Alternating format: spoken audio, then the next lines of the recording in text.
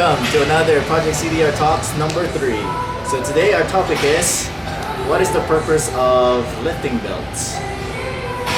Alright, so I think for our lifting belts, it helps compress your spine and your stomach just so that it stays neutral and aligned, and that you don't curve your back when you're doing like squats, bench, anything with like where you have to use your back. So I think it just helps make sure everything's neutral.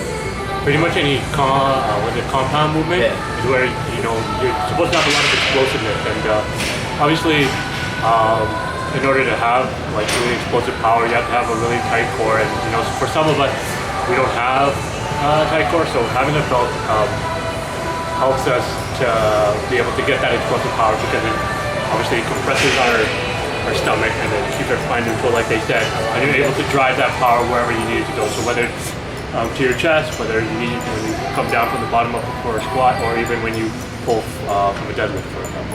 Yeah, and for me, like especially when you're deep into your cuts, I mean, I feel like I'm so vulnerable. So every time I bench, squat, deadlift, I've got to have a belt. Just keep everything tight so that you don't get injured. And here I got the Rise belt, and so far this is the best belt I've ever owned. And this is a small size, so if you guys were to invest in a belt, I highly suggest maybe going into a small. It really depends on your waist size. My waist right now is around 29, so I got the small one right here, and it really fits perfectly. And I personally love to use it for like doing squats. Only do squats because I feel like it kind of helps me push up to the helps me push up to the weight. Yeah. So basically, when I go down, I hold my breath, right? And then when I start pushing up, I start to blow out. And then what happens is my stomach expands and I'll pushes against the belt, and the belt kind of helps push me back in. So it helps me kind of go up.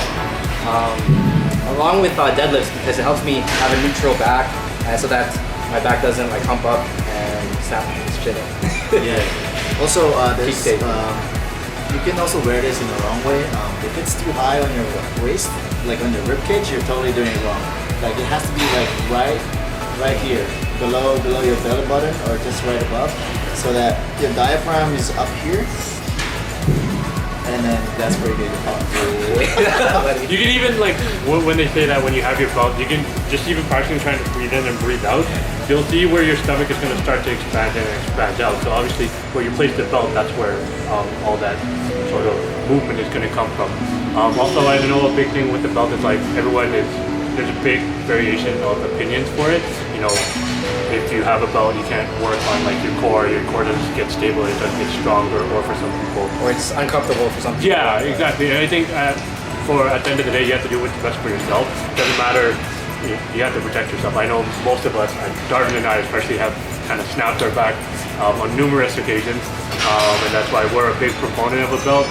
Rough likes it obviously because he's able to push lift more, right? So at the end of the day, that's what it's meant for, and however you want to take it, remember to be safe. And so there you guys have it. That is our 3rd edition of Project CDR Talks. We'll catch you guys in the next one. Don't forget to like, comment, and subscribe. Peace. Bye.